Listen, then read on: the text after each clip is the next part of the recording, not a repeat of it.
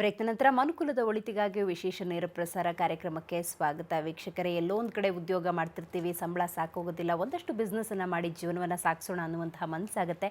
ಅಲ್ಲೂ ಕೂಡ ನಷ್ಟ ಅನುಭವಿಸಿದಾಗ ಕಷ್ಟ ಕಟ್ಟಿಟ್ಟ ಬುತ್ತಿ ಅನ್ನುವಂತಹ ಪರಿಸ್ಥಿತಿ ನಿರ್ಮಾಣವಾಗುತ್ತೆ. ಈಗೊಬ್ಬರು ಮಾತಾಡ್ತಾರೆ, ಅವರು ವ್ಯವಹಾರಕ್ಕೆ ಕೈ ಹಾಕಿದಾಗ ಏನೆಲ್ಲ ಆಯಿತು ಅನ್ನೋದನ್ನು ಕೂಡ ಹೇಳ್ತಾರೆ.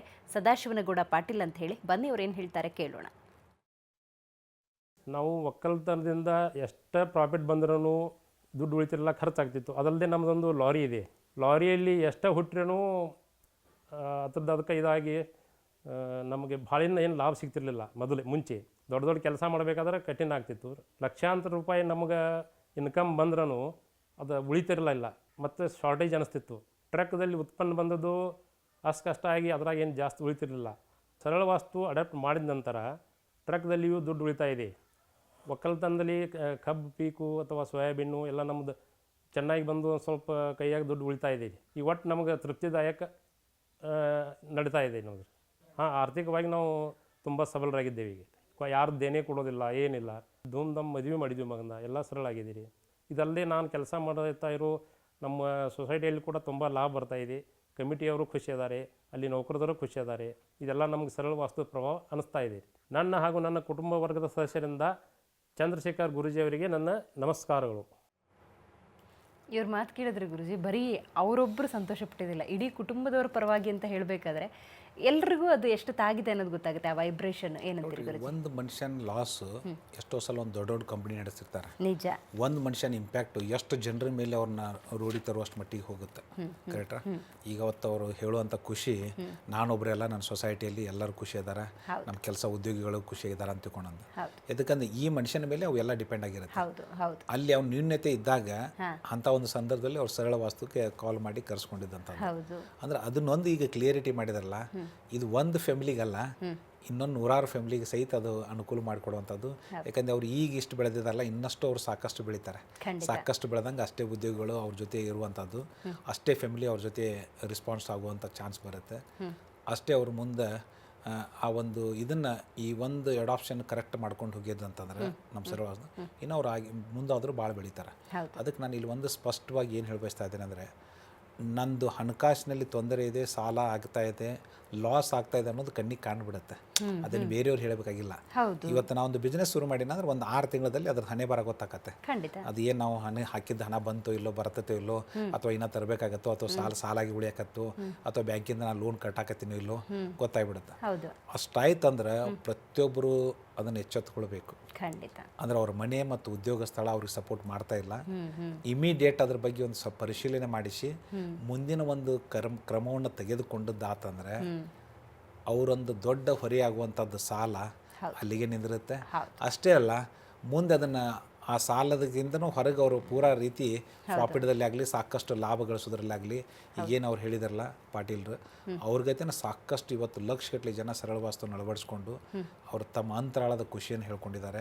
ನಾವೆಲ್ಲ ರೂಢಿಗೆ ಬಂದಿದ್ದೀವಿ ರೀ, ಇನ್ನೇನು ಮಾಡಬೇಕಪ್ಪ ಅನ್ನೋಂಥ ಸಿಚುವೇಶನ್ಗಳು ನಾವು ಸರಳ ವಾಸ್ತುವನ್ನು ಅಳವಡಿಸಿಂದ ಇವತ್ತು ಎಲ್ಲ ರೀತಿ ಖುಷಿಯನ್ನು ಪಡ್ತಾ ಇದ್ದೀವಿ ಅಂದ್ಕೊಂಡು. ಅದಕ್ಕೆ ಪ್ರತಿಯೊಬ್ಬರು ಏನೇ ಒಂದು ವ್ಯವಹಾರ ಮಾಡ್ತಿದ್ರೆ ಮೊದಲು ಆ ಮನೆ ಮತ್ತು ಉದ್ಯೋಗ ಸ್ಥಳದ ಬಗ್ಗೆ ಲಕ್ಷ್ಯ ವಹಿಸ್ಕೊಂಡು ಅದು ನಿಮ್ಗೆ ಸಪೋರ್ಟ್ ಮಾಡೋಕ್ಕೆ ರೆಡಿ ಐತಂದ್ರೆ ಮುಂದಿನ ಹೆಜ್ಜೆ ಇಡಬೇಕು, ಹೊರತು ಅದೃಷ್ಟ ಅಂತ ಕುಂದ್ರದೊಳಗೆ ಆಗ್ತಿಲ್ಲ. ಖಂಡಿತ ಖಂಡಿತ ಗುರುಜಿ. ಪ್ರಿಯಾ ಅಂತ ಕರೆ ಮಾಡಿದ್ದಾರೆ. ನಮಸ್ಕಾರ ಪ್ರಿಯಾ ಅವರೇ. ನಮಸ್ತೆ ಮೇಡಮ್. ಯಾರ ಬಗ್ಗೆ ಕೇಳಬೇಕಾಗಿತ್ತು? ನಮ್ಮ ಬಗ್ಗೆ, ನಮ್ಮ ಹಸ್ಬೆಂಡ್ ಬಗ್ಗೆ, ನಮ್ಮ ಮೈದ್ನನ್ ಬಗ್ಗೆ ಕೇಳಬೇಕಿತ್ತು. ಓಕೆ, ನಿಮ್ಮ ಹಸ್ಬೆಂಡ್ ಹೇಳ್ತೀರಾ ಹುಟ್ಟಿದ ದಿನಾಂಕ? 13 14 13 14 14 ಮೇಡಮ್. 13 14 ಡೇಟ್ ಯಾವುದು? 14 ಓಕೆ, 14 3 81 ಮೇಡಮ್. ಓಕೆ, ಗುರುಜಿ ಇದ್ದಾರೆ, ಮಾತಾಡಿ. Okay madam. ಹೇಳ್ರಿ ಪ್ರಿಯಾ ಅವ್ರು, ಎದ್ರ ಬಗ್ಗೆ ಕೇಳ್ಬೇಕ್ರಿ ನಿಮ್ಮ ಹಸ್ಬೆಂಡಿಂದು? ಅವ್ರದ್ದು ಹೆಲ್ತ್ ಪ್ರಾಬ್ಲಮ್ ಬರ್ತಾನೆ ಇರುತ್ತೆ ಅವಾಗ ಅವಾಗ ಗುರುಜಿ. ಆಮೇಲೆ ಆರ್ಥಿಕ ಸಮಸ್ಯೆ ತುಂಬಾನೇ ಇದೆ. ಹಿಂಗ್ ಬರುತ್ತೆ, ಹಿಂಗ್ ಖರ್ಚಾಗ್ಬಿಡುತ್ತೆ. ಮಂತ್ ಎಂಡಲ್ಲಿ ₹1 ಅಷ್ಟು ಪ್ರಾಬ್ಲಮ್ ಆಗ್ಬಿಡುತ್ತೆ ಒಂದೊಂದ್ಸಲ. ಈಗ ಇದ್ದಂತ ಮನೆಯದು ಬಾಡಿಗೆ ಮನೆನ ಸ್ವಂತ ಮನೆನ ರೀ? ಬಾಡಿಗೆ ಮನೆ ಗುರುಜಿ. ಇವತ್ತಿನ ಸರಳ ವಾಸ್ತು ಕಸಿದ್ವಿ ಹೋದ್ ಸಂಡೆ, ಇವತ್ತೆಲ್ಲ ಅಳವಡಿಸ್ಕೊಂಡಿದೀವಿ ಅದ್ರ ಪ್ರಕಾರ. ಮತ್ತೆ ಅಲ್ರಿ ಪ್ರಿಯಾ ಅವ್ರ, ಇವತ್ತೆಲ್ಲ ಅಳವಡಿಸ್ಕೊಂಡಿದ್ದೀರಿ ಅಂದ್ರೆ ಅವ್ರೆಲ್ಲ ನಿಮ್ಗೆ ಹೇಳಿರ್ತಾರ, ನಿಮಗೆ ಹೇಳಿರ್ತಾರ, ನಿಮ್ಮ ಮಿಸ್ಟರ್ಗೆ ಹೇಳಿರ್ತಾರ, ಮೈದನಿಗೆ ಹೇಳಿರ್ತಾರ, ಹೌದಾ? ಹೇಳಿದಾರೆ ಗುರುಜಿ. ಇನ್ ಕೇಸ್ ನಮ್ಮ ಮೈದನ್ ಮದ್ವೆ ಆದ್ಮೇಲೆ ಅವ್ರ ಹೆಂಡತಿ ಬಂದ್ರೆ ಅವ್ರಿಗೂ ಇದು ಮಾಡ್ಬೇಕಾ ಗುರುಜಿ? ಇಲ್ರಿ, ಈಗೇನು ಇದ ಮನೆಯಲ್ಲಿ ಅವರು ಇರ್ತಿದ್ರಂತ ತಿಳ್ಕೊಳ್ರಿ, ಇದ್ದಾರೆ. ಏನಿಲ್ಲ, ಒಂದು ಸಲ ನಮ್ಮ ಕಂಪ್ನಿಗೆ ಕಾಲ್ ಮಾಡಿ ಕೇಳ್ರಿ, ಹಿಂಗೆ ಮದುವೆ ಆಗೈತಿ, ಅವ್ರದ್ದೊಂದು ಡೈರೆಕ್ಷನ್ ಹೇಳ್ಕೊಡ್ರಿ ಅಂತ ತಿಳ್ಕೊಂಡು, ಮತ್ತು ಅವ್ರು ಅದೇ ಮನೆಯಲ್ಲಿ ಐತಲ್ಲ ಅವ್ರು ಹೇಗೆ ಮಲ್ಕೊಳ್ಳೋದು ಏನು ನೋಡೋದು ಆ ಡೈರೆಕ್ಷನ್ ಪ್ರಕಾರ ಹೇಳ್ಕೊಡ್ತಾರೆ. ಅದ್ರ ಬಗ್ಗೆ ಭಯ ಬೇಡ್ರಿ. ಮಕ್ಕಳು ಆಗಿಲ್ಲ ಗುರುಜಿ, ಮದ್ವೆಗೆ 5 ಪ್ರಿಯ ಅವ್ರ ಒಂದು ಮಾತು ಹೇಳ ಪ್ರಿಯ ಅವರೇ, ಹೇಳಿ. ಇವತ್ತು ಸರಳ ವಾಸ್ತುವನ್ನು ಅಳವಡಿಸ್ಕೊಂಡಿದ್ರಿ ಅಂತ ಹೇಳಿದ್ರಲ್ಲ ಸಂಡೇ ದಿವಸ, ಚಾಚು ತಪ್ಪದವಾಗಿ ಅದನ್ನೆಲ್ಲ ಮಾಡಿ ಮುಗಿಸ್ರಿ. ಸರಿ ಕರೆಕ್ಟ್ರೆ? ಈಗ ಏನು ನೀವು ಮಕ್ಕಳದ ಬಗ್ಗೆ ಅಂತೀರಿ, ಏನೇನು ಅಂತೀರಲ್ಲ, ಅವು ಒಂದೊಂದು ನಿಮ್ಗೆ ಏನು ಇದಾವಲ್ಲ ಪ್ರಾಬ್ಲಮ್, ಸಮಸ್ಯೆ ಇದಾವಲ್ಲ, ನೀವಾಗಲೇ ಅದರಿಂದ ಹೊರಬರ್ತೀರಿ. ಅಷ್ಟೇ ಅಲ್ಲ, ಜನತೆ ಇವತ್ತು ಏನು ಲಕ್ಷಗಟ್ಟಲೆ ಜನ ಏನು ಖುಷಿ ಪಟ್ಟಿದ್ದಾರೆ, ಅದರಲ್ಲಿ ನೀವು ಒಬ್ಬರು ಹಾಕಿರಿ. ಅಷ್ಟೇ ಅಲ್ಲ, ಒಂದು ದಿವಸ ನೀವು ಟಿ ವಿ ಮಾಧ್ಯಮದ ಮೂಲಕ ಹೇಳಬೇಕು ತಮ್ಮ ಒಪಿನಿಯನ್ನ, ನಾವು ಸಹಿತ ಇದರಲ್ಲಿ ಖುಷಿ ಪಟ್ಟಿದ್ದೀವಿ. ಇಲ್ಲ ಗುರುಜಿ, ತುಂಬಾ ಕಡೆ ಎಲ್ಲ ತೋರ್ಸ್ಕೊಂಡ್ವಿ, ತುಂಬಾ ದೇವ್ರು ಎಲ್ಲ ಹೋದ್ವಿ, ಬಟ್ ಆಗಿಲ್ಲ. ಅದಕ್ಕೆ ಅದೊಂದು ತುಂಬಾ ಬೇಜಾರಿದೆ. ಪ್ರಿಯಾರು ಹೇಳ ನಮಗೆ, ನನ್ನ ಕಡೆ ಒಂದಲ್ಲ ಎಷ್ಟೋ ಸಾವಿರಾರು ಏನು ಇದು ಮಕ್ಕಳದ ಬಗ್ಗೆ ಇದ್ದಂಥದ್ದು, ಆ ಚಕ್ರಗಳ ಚೈತನ್ಯದೊಳಗೆ ವೇರಿಯೇಷನ್ಸ್ ಆದಾಗ ಇಂಪ್ಯಾಕ್ಟ್ ಆಗಿರುತ್ತೆ. ಏನು ಭಯ ಬೇಡ ಏನ್ರಿ, ಆ ಪ್ರತಿಯೊಂದು ಹಂತದಲ್ಲಿ ನೀವು ಅಗಾಧ ಬದಲಾವಣೆಯನ್ನು ಕಾಣೋದ್ರಲ್ಲಿ ಎರಡು ಮಾತಿಲ್ಲ. ಇನ್ ಕೇಸ್ ಊರುಗಳಿಗೆ ಹೋದ್ರೆ ಗುರುಜಿ ಲಾಂಗ್ ಟೈಮ್ ಮಾತ್ರ ಮತ್ತೆ ಬಂದು ಅದೇ ತರನೇ ಮಾಡಿ. ಹೌದು, ಅದನ್ನೇನು ಒಂದಿಲ್ಲ, ಬಂದಿಂದ ನೀವು ಕ್ರಿಸ್ಟಲ್ ಧೂಳ ಕುಂತಿರುತ್ತೆ, ಕ್ಲೀನ್ ಮಾಡ್ಕೋಬೇಕು, ಮತ್ತೆ ಏನೂ ಮಾಡ್ಬೇಕಾಗಿಲ್ಲ, ಬಂದಿಂದ ಮತ್ತೆ ಆ ಪ್ರೊಸೆಸ್ ಸ್ಟಾರ್ಟ್ ಮಾಡಬೇಕು. ಏನ್ರಿ, ನಮ್ದು ಏನು ಮತ್ತೆ ಉಳಿದದ್ದು ಏನೂ ಟಫ್ ಇರೋದಿಲ್ಲ, ಅದ್ರ ಬಗ್ಗೆ ಏನೂ ವಿಚಾರ ಮಾಡಬೇಡಿ. ಓಕೆ, ಕರೆ ಮಾಡಿದ್ದಕ್ಕಾಗಿ ಧನ್ಯವಾದ. ಕುಮಾರ್ ಅಂತ ಕರೆ ಮಾಡಿದ್ದಾರೆ. ನಮಸ್ಕಾರ ಕುಮಾರ್ ಅವರೇ. ನಮಸ್ಕಾರ ಮೇಡಮ್. ಯಾರ ಬಗ್ಗೆ ಕೇಳಬೇಕಾಗಿತ್ತು? ನಮ್ಮ ಬ್ರದರ್ ಬಗ್ಗೆ ಕೇಳ್ಬೇಕಾಯ್ತ್ರಿ. ಓಕೆ, ಹುಟ್ಟಿದ ದಿನಾಂಕ ತಿಳಿಸ್ಕೊಡ್ತೀರಾ? 14/11/2001. ಓಕೆ, ಗುರುಜಿ ಇದ್ದಾರೆ, ಮಾತಾಡಿ. ಹೇಳ್ರಿ, ಎದ್ರ ಬಗ್ಗೆ ಕೇಳ್ಬೇಕ್ರಿ ನಿಮ್ಮ ಬ್ರದರ್ದು? ಸರ್ ನಮಸ್ಕಾರ ರೀ ಸರ್. ನಮಸ್ಕಾರ ರೀ ಸರ್, ನಮ್ಮ ತಮ್ಮನ ಸ್ವಲ್ಪ ವಿದ್ಯಾಭ್ಯಾಸ ಬಗ್ಗೆ ಕೇಳಕ್ಕಾಯ್ತು. ಎಲ್ಲಿ ಹಾವೇರಿಯಿಂದ ಫೋನ್ ಮಾಡೋದ್ರಿ ನೀವು? ಹ್ಞೂ ಸರ್, ಹಾವೇರಿಯಿಂದ ಒಂದು 3 ತಿಂಗಳು ಆಯ್ತು ಸರ್ ಟ್ರೈ ಮಾಡಕತ್ತಿ. ಇವತ್ತು ನಮಗೆ ಲೈನ್ ಸಿಕ್ಕತ್ತಿ. ಅಲ್ರಪ್ಪ, ನಮ್ಮ ಚಾನಲ್ ಬರ್ತಾ ಇದಾವಲ್ರಿ, ಹಾವೇರಿ ಬರ್ತಾ ಇದೆಯಾ?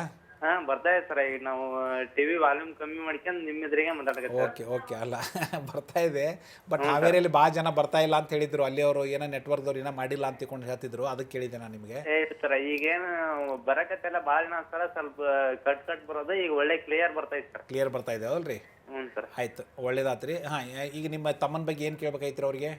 ಅವ್ರದ್ದು ಸ್ವಲ್ಪ ವಿದ್ಯಾಭ್ಯಾಸದ ಬಗ್ಗೆ ಈಶಾನ್ಯ ದಿಕ್ಕು ಇಲ್ರಿ, ಅದ್ರ ಬಗ್ಗೆ ವಿಚಾರ ಮಾಡ್ಬೇಡ್ರಿ ಕುಮಾರ. ಇವತ್ತಿಂದ ಈಶಾನ್ಯ ದಿಕ್ಕಿಗೆ ಮುಖ ಮಾಡಿ ಓದಿಸ್ರಿ. ಈಶಾನ್ಯ ದಿಕ್ಕಿಗೆ? ಹೌದ್ರಿ, ಈಶಾನ್ಯ ದಿಕ್ಕಿಗೆ ಮಲ್ಕೊಳ್ಳುವಾಗ ಈಶಾನ್ಯಕ್ಕೆ ತಲೆ ಇರಬೇಕು. ಇದನ್ನ ಇವತ್ತಿಂದ ಮಾಡಿಸ್ರಿ. ಮುಖ ಮಾಡಿ ಅವ್ನು ಮಲ್ಕೊಳ್ಬೇಕಾರೆ ಈಶಾನ್ಯ ದಿಕ್ಕಿಗೆ ಇರ್ಬೇಕು ಸರ್. ಈಶಾನ್ಯ ದಿಕ್ಕಿಗೆ ತಲೆ ಇರ್ಬೇಕ್ರಿ ಮಲ್ಕೊಳ್ಳುವಾಗ. ಓದುವಾಗ ಈಶಾನ್ಯ ನೋಡ್ತಿರ್ಬೇಕು. ಇದನ್ನ ಇವತ್ತಿಂದ ಮಾಡಿಸ್ರಿ. ಏನ್ರಿ? ಓಕೆ, ಕರೆ ಮಾಡಿದ್ದಕ್ಕಾಗಿ ಧನ್ಯವಾದಗಳು ಕುಮಾರ್. ಗುರುಜಿ, ನೀವು ಯಾವಾಗಲೂ ಹೇಳ್ತಿರ್ತೀರ, ಒಬ್ಬ ವ್ಯಕ್ತಿಯ ಉನ್ನತಿ ಮತ್ತು ಅವನತಿಗೆ ಮನೆ ಹೇಗೆ ಸಂಬಂಧಪಡುತ್ತೋ ಹಾಗೆಯೇ ಉದ್ಯೋಗ ಸ್ಥಳ ಅಂತ. ಭೂಮಿಯ ಅದೃಷ್ಟ ಅನ್ನೋದು ಒಂದು ವ್ಯವಹಾರಕ್ಕೆ ಕೈ ಹಾಕಿದಾಗ ಎಷ್ಟು ಮುಖ್ಯ ಆಗುತ್ತೆ ನೋಡ್ರಿ. ಒಂದು ಸ್ಪಷ್ಟವಾಗಿ ಹೇಳ್ಬೇಕಂತಂದ್ರೆ, ಪ್ರತಿಯೊಬ್ಬ ಮನುಷ್ಯನಿಗೆ 2 ತೆರನಾದ ಲೆಕ್ಕಗಳಿದ್ದಾವೆ. ಕರೆಕ್ಟ್ರಿ? ವೆರಿ ಕ್ಲಿಯರ್ ಸೈನ್ಸ್ ಇದೆ. ಒಂದು ವೈಯಕ್ತಿಕ ಅದೃಷ್ಟ, ಇನ್ನೊಂದು ಭೂಮಿ ಅದೃಷ್ಟ. ಕರೆಕ್ಟ್ರಿ? ವೈಯಕ್ತಿಕ ಅದೃಷ್ಟ ಅಂತಂದ್ರೆ ಅದು ಲಿಮಿಟೆಡ್ ಅಂತ ನನ್ನ ಪ್ರಕಾರ. ಅಂದ್ರೆ ಈಗ ನೀವೇನಂತೀರಿ, ವೈಯಕ್ತಿಕ ಅದೃಷ್ಟ ಅಂದ್ರೆ ನನ್ನ ಹಣೆ ಬರ ಅನ್ನೋಷ್ಟು ಮಟ್ಟಿಗೆ ಹೋಗ್ಬಿಡತ್ತೆ. ಕರೆಕ್ಟಾ? ಅದು ಹಂಗಿತ್ತಂದ್ರೆ ನಮ್ದು ರೋಲ್ ಏನಿದೆ ಈ ಭೂಮಿ ಮೇಲೆ, ನಮ್ಮ ರೋಲ್ ಏನಂತ ನಾವು ಎಲ್ಲಾನು ಅದೃಷ್ಟ ಮೇಲೆ ನಾವು ಕೈ ಹಾಕೊಂಡು ಕುಂತೀವಿ, ಅವನ ಎಲ್ಲಾನು ಮಾಡ್ತಾನಪ್ಪ ಅಂತ ಅವನ ಮೇಲೆ ನಾವು ಹಾಕೊಂಡಿವಿ ಅಂದ್ರೆ ನಮ್ಮ ರೋಲ್ ಏನೈತಿ? ನಮ್ಮ ರೋಲ್ ಏನೂ ಇಲ್ಲ. ಮುಂದೆ ನಾವು ಪಾಪ ಪುಣ್ಯದ ಅಕೌಂಟ್ ಹೆಂಗೆ ಇಡ್ಬೇಕು? ಅದಕ್ಕಲ್ಲಿ ಹುಟ್ಟು ಸಾವು, ಮ್ಯಾರೇಜ್ ಅನ್ನೋದನ್ನು ಮೇಲೆ ಬರ್ದಿದ್ದಾರೆ ಅಂತ, ಇಂಥವ್ರ ಜೊತೆ ನಿಮ್ಮ ಮ್ಯಾರೇಜ್ ಆಗ್ಬೇಕನ್ನೋಂಥದ್ದು.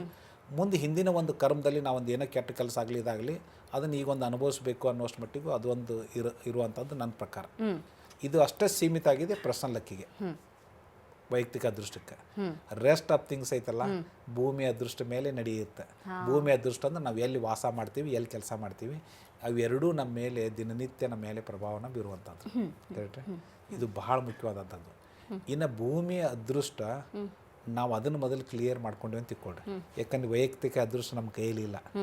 ಸಾವು ನಿಶ್ಚಿತ, ಆ ಟೈಮಿಗೆ ಸಾಯ್ಬೇಕನ್ನೋದು ಒಂದು ಬರ್ದಿತ್ತಂದ್ರೆ ಅವಾಗ ಯಾರು ಬಂದರೂ ಹರಿಬ್ರಹ್ಮ ಬಂದರೂ ಅದನ್ನು ನಿಲ್ಸಕ್ಕೆ ಸಾಧ್ಯ ಇಲ್ಲ. ಆ ಡೇಟಿಗೆ ಅವ್ನು ಹೋಗ್ಬೇಕು. ಎಷ್ಟೋ ಸಲ ವಾಸ್ತುದ್ದು ಸರಿ ಇಲ್ಲ, ಸಾವು ನಿಶ್ಚಿತ ಅಂತ ಅನ್ಕೊಂಡು ಬರ್ಕೊಂಡವರು ಅದಾರ.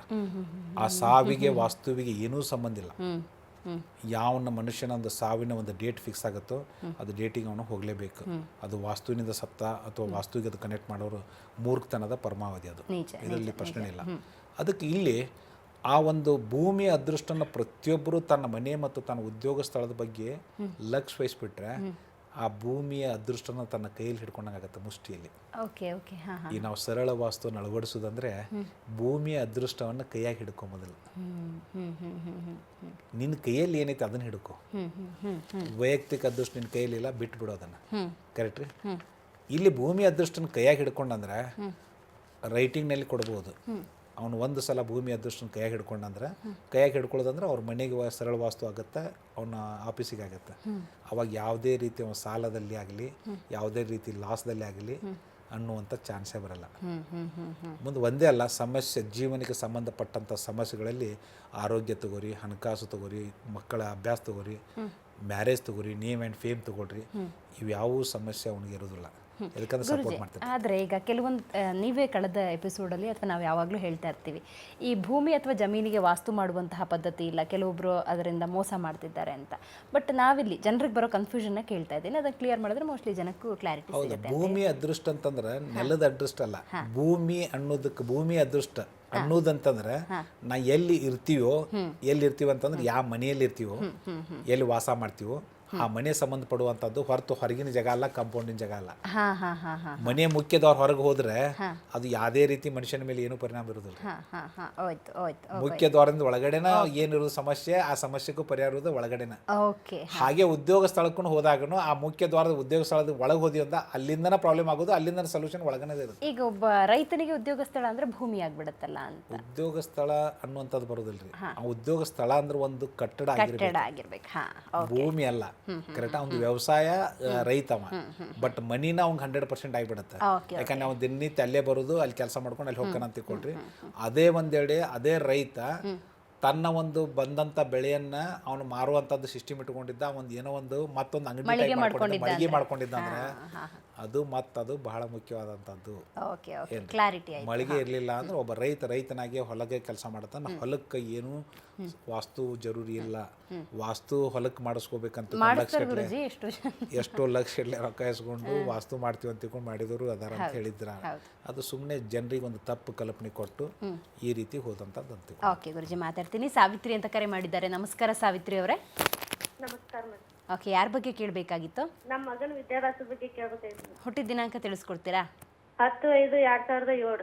ಗುರುಜಿ ಇದ್ದಾರೆ, ಮಾತಾಡಿ. ನೈಋತ್ಯ ದಿಕ್ಕು ಮಗಂದದಲ್ರಿ ಇದು? ಹೌದ್ರಿ ಗುರು. ಮಗಂದದಲ್ರಿ, ಮಗಳದಲ್ಲ, ಮಗನ್ರಿ. ಇಲ್ಲಿ ಏನಂತಂದ್ರೆ ನೈಋತ್ಯ ದಿಕ್ಕು ಬರ್ಕೊಂಡ್ಬಿಡ್ರಿ. ಹ್ಞೂನ್ರಿ. ನೈಋತ್ಯ ಅನ್ನೋದು ನಿಮ್ಮ ಮಗನ ಒಂದು ಸ್ಟಡಿ ದಿಕ್ಕದು. ಆಯ್ತ್ರಿ. ಓದುವಾಗ ನೈಋತ್ಯ ನೋಡ್ತಿರ್ಬೇಕ್ರಿ, ಮಲಿಕೊಳ್ಳುವಾಗ ನೈಋತ್ಯ ದಿಕ್ಕಿಗೆ ತಲೆ ಇಟ್ಕೊಂಡು ಮಲ್ಕೋಬೇಕು. ಮತ್ತೆ ಇನ್ನೊಂದು, ನೈಋತ್ಯ ಅನ್ನೋದು ನಿಮ್ಗೆ ಗೊತ್ತಾಗ್ಲಿಲ್ಲ ಅಂದ್ರೆ ಯಾರು ಬಲ್ಲವ್ರು ಕೇಳ್ಕೊಡ್ರಿ, ನಮ್ಮ ಮನೆ ನೈಋತ್ಯಲ್ಲಿ ಬರುತ್ತೆ ಅಂತ ತಿಳ್ಕೊಂಡು. ಹೇಳ್ರಿ. 12/7/2008. 12/7/2008.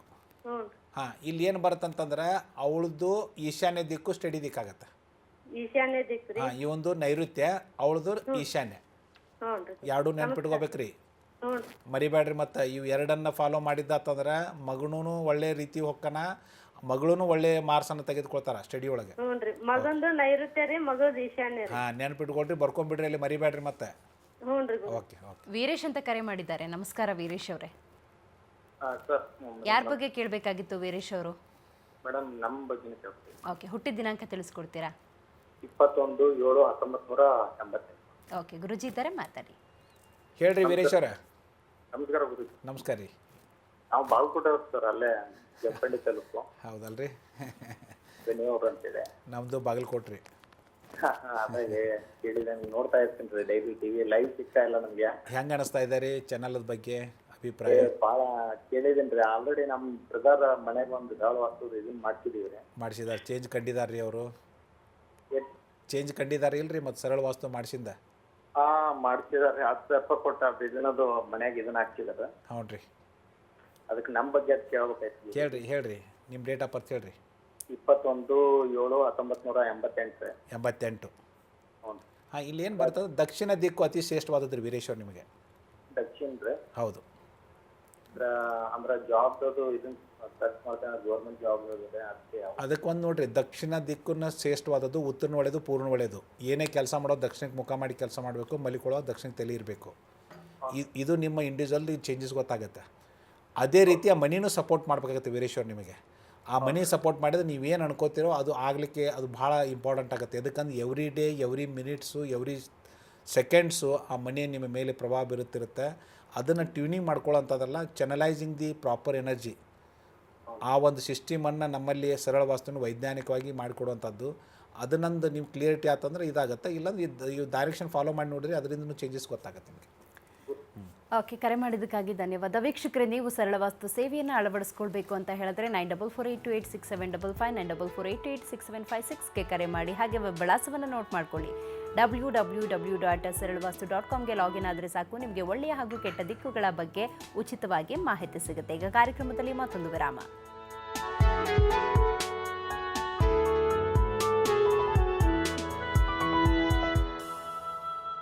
ನಿಮ್ಮ ಸಮಸ್ಯೆ ಏನೇ ಇರಲಿ, ನೀವು ಬಯಸಿದಲ್ಲಿ ನಮ್ಮ ವಾಸ್ತುತಜ್ಞರು ನಿಮ್ಮ ಮನೆಗೆ ಭೇಟಿ ನೀಡಿ ನೀವು ಅನುಭವಿಸುತ್ತಿರುವ ಸಮಸ್ಯೆಗಳನ್ನು ನಿಮಗೆ ಕೂಲಂಕುಷವಾಗಿ ವಿವರಿಸುತ್ತಾರೆ. ಅದಕ್ಕೆ ತಗುಲುವ ವೆಚ್ಚ ಕೇವಲ 500 ರೂಪಾಯಿ. ಅವರು ಹೇಳಿದ್ದು ನಿಜ ಅನ್ನಿಸಿದಲ್ಲಿ ನೀವು ನಮ್ಮ ಸರಳ ವಾಸ್ತು ಪರಿಹಾರಗಳನ್ನು ಅಳವಡಿಸಿಕೊಳ್ಳಬಹುದು. ಪರಿಹಾರಕ್ಕೆ ತಗುಲುವ ವೆಚ್ಚದ ಬಗ್ಗೆ ತಜ್ಞರೇ ತಿಳಿಸುತ್ತಾರೆ. ಸರಳ ವಾಸ್ತು ಸೇವೆಗಾಗಿ ಸಂಪರ್ಕಿಸಿ. ದೂರವಾಣಿ ಸಂಖ್ಯೆ 9448286755 ಅಥವಾ 9448286756. ವೆಬ್ ವಿಳಾಸ www.saralavastu.com.